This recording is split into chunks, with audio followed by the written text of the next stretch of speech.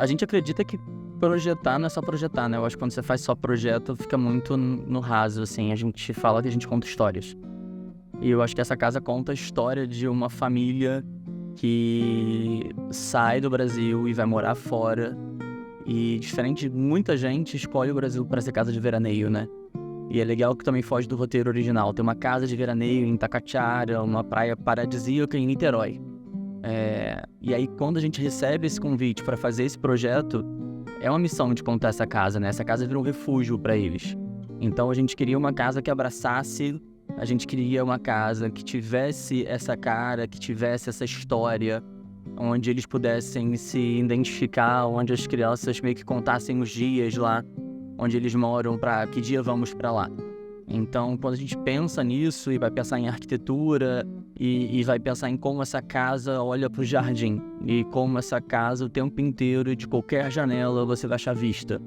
E a gente queria isso, a gente queria essa sensação de uma casa que fosse com DNA brasileiro, uma casa que tem uma cara mais balneário, uma casa mais praiana, mas que contasse a história dessa família.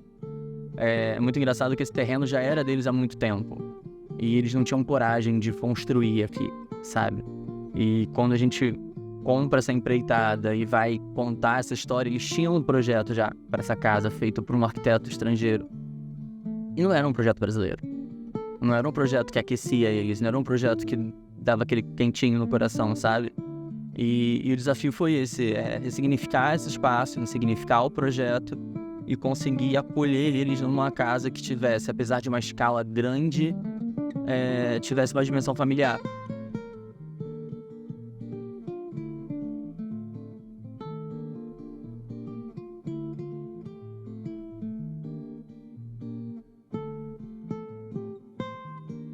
Bom, meu nome é Felipe Nunes, sou arquiteto.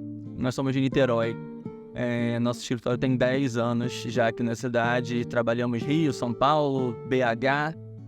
E Niterói é de onde a gente vem, né? É da onde a gente começou, é como a gente acredita, arquitetura. Eu falo que não importa o que aconteça, o escritório vai ser sempre made in Niterói. E a gente desenvolve projetos hoje, tanto de arquitetura, nessa escala de casa, com interiores e corporativo. Então, a gente tenta juntar tudo isso nessa pegada de um projeto mais afetivo, sabe? De uma escuta mais ativa do que... Para além do que a moda diz, para além do que a tendência manda, a gente respeitar quem é o cliente, quem está do outro lado. E eu acho que esse projeto, por exemplo, diz muito sobre isso, sabe? É um projeto que diz muito quem é o cliente. E é isso que a gente faz hoje, assim. A gente conta projetos e faz projetos contando essas histórias, assim, que é bem legal. Para quem não conhece Itacoatiara, fica na região oceânica de Niterói. Niterói é uma cidade super pertinho do Rio de Janeiro. E a cidade é dividida em dois momentos, né? Você tem a parte de praias das Bahias e tem as praias oceânicas. E aqui é uma das praias oceânicas, né? É uma praia paradisíaca, considerada uma das praias mais bonitas do Brasil. Uma praia de surf, uma praia praticamente preservada, uma área quase que 100% residencial. E ela fica exatamente na encosta da Serra da Tiririca. Então é um lugar meio mágico, assim. É um lugar que todo mundo que é de Niterói ou que vem em Niterói deve conhecer. É um lugar que encanta pelos seus encantos naturais, pela beleza natural, mas ao mesmo tempo tem um estilo de vida muito próprio da cidade, do bairro. Então, quando eles escolhem aqui, eles já tinham uma história com o bairro, eles já tinham um apartamento no bairro. E quando eles escolhem construir aqui, eles buscam exatamente esse estilo de vida, de poder pegar a bike em 2 minutos na praia e poder sair e dar um mergulho. Eu acho que Itacoatiara traz esse estilo de vida, sabe? Traz essa qualidade de vida. Então, eu acho que mais nada melhor do que isso na hora que eles buscam esse refúgio no Brasil para poder construir essa casa.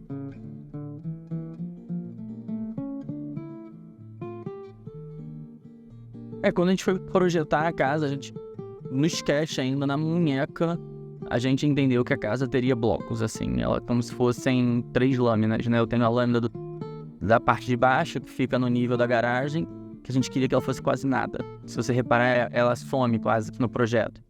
A gente tem um volume muito marcado, que é o volume da escada, que é todo em pedra, e ele é 100% com vista, né? Toda curva que você faz, você vai ver uma perspectiva nova de Taquatiara e vai ver uma vista com outro ângulo. E aí, para esse volume, a gente escolheu ele todo em pedra. A gente queria marcar isso. E depois a gente tem o volume da sala, que é o volume da varanda, que também ele é bem tênue, só com as esquadrias pretas. E aí, quando eu junto esse volume de pedra e as esquadrias pretas, as outras fachadas, que são as fachadas dos quartos, a gente aquece com ripadas de madeira.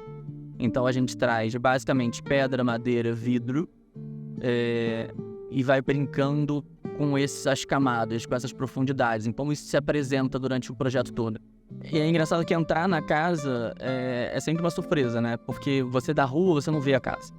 Você tem zero perspectiva da casa. E era uma premissa de projeto, que embora a casa fosse muito grande, ela não poderia aparecer na rua, ela não poderia parecer muito grande.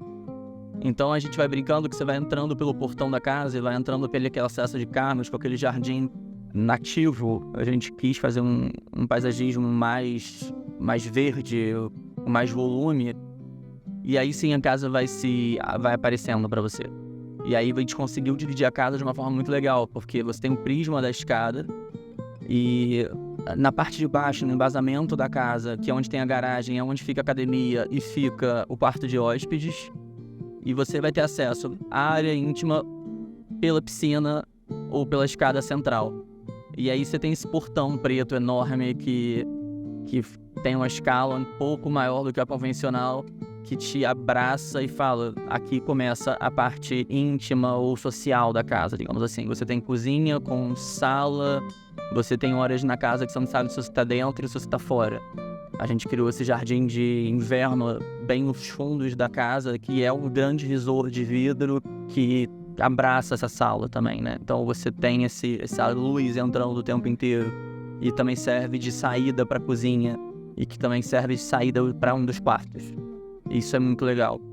E aí depois, se você quiser ir para a área mais íntima da casa, você sobe mais um nível e aí você vai ter a suíte principal. Já é uma suíte com uma escala enorme. E era isso, a gente falava que, já que é para ser veraneio, que a suíte master seja uma suíte presidencial. Com essa escala de uma suíte de 100 metros quadrados, com toda a sofisticação que uma suíte poderia ter numa casa como essa.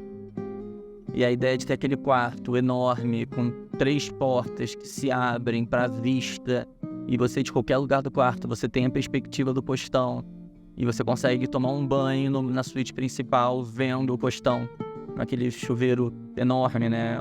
O espaço de banho é super grande, com 2 duchas, bancada legal, e você tem um espaço separado só para maquiagem, você tem um espaço de trabalho, porque muitas vezes eles estão aqui e precisam trabalhar. Então a bancada de trabalho faz sentido também olhando a vista. A cama olha a vista, é tudo para vista.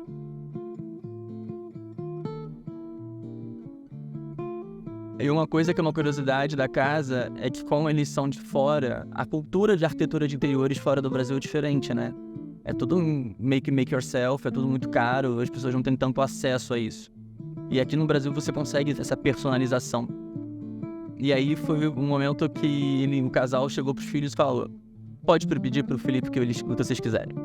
E aí vem até muito de encontro ao que a gente está acostumado a fazer nos apartamentos ou nas casas das pessoas que moram aqui, que é uma personalização total de cada quarto para contar a história de cada filho. Então, o quarto da menina tem essa pegada total fancy e tem uma pegada mais de menina, né? Uma paletinha clarinha e tem uma coisa com rosa, e ele vai por uma coisa muito mais delicada do que o quarto do filho, que já tem uma coisa mais industrial, já vai para uma pegada muito mais adolescente, até porque ele é mais velho, e ter brincado com isso foi um exercício pra gente, sabe? De contar a história de cada um desses filhos em cada um desses quartos. Eu falo, que a gente brinca que é um momento mostra de decoração da casa, porque a casa segue toda uma mesma leitura e a família dá direito aos filhos poderem viver isso, de falar como é que é o quarto dos sonhos, como é que você quer esse quarto? E eles palpitarem, eles participarem, eles trocarem com a gente esse sonho de como seria o quarto que eles sempre sonharam. E ficou muito legal, assim, eu gosto muito, porque eles têm exatamente a mesma metragem, exceto o closet de um deles. E eles são totalmente diferentes. Mas eles têm o mesmo tamanho, o mesmo comprimento. E totalmente diferentes entre eles. E isso faz toda a diferença no projeto. Eu gosto disso, assim. É uma coisa que as pessoas que entram na casa também tão balneário não esperam receber esses 2 quartos. A gente tinha um desafio aqui porque uma casa de praia num terreno super pequeno.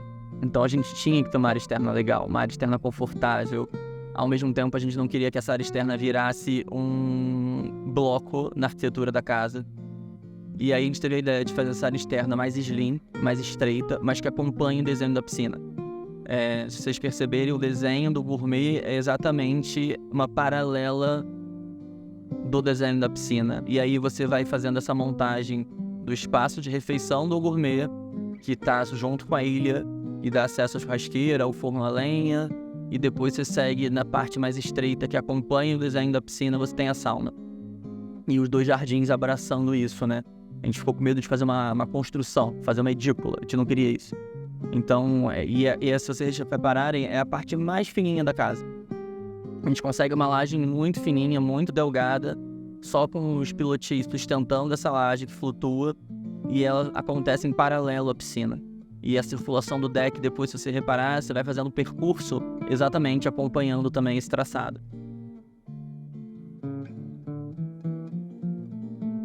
Mostrar a casa de Taquatiara para vocês é mostrar um pouco do que a gente acredita em arquitetura. É um escritório que fala o tempo inteiro que não faz só projetos. A gente conta histórias. Contar essa história através dessa casa é muito bacana, porque mostra uma história de amadurecimento do escritório, mostra uma história de conquista de uma família, mostra a história de toda a construção de um sonho. E eu acho que é isso que a gente tem que pensar em arquitetura, sabe? A gente tem que ser um pouco mais empático, muitas vezes, e muito mais afetivo nessa escuta, de entender que não é só uma casa. É uma história. E eu acho que isso faz com que a casa tenha tanto sentido pra gente, pro cliente, pra quem visita a casa. É uma casa que a gente fala que tem início, tem meio, tem fim. E é uma casa. Ela não se propõe a ser sempre perfeita. Ela é bagunçada às vezes, ela tem problemas, ela tem acertos, ela tem erros, mas ela tem vida, que é o principal, né? Isso é o mais importante, eu acho. A casa, a nossa arquitetura se propõe a dar vida para os espaços. Obrigado por assistir. Se você é um arquiteto ou designer com um projeto incrível e que possamos exibir, compartilhe conosco. Links na descrição.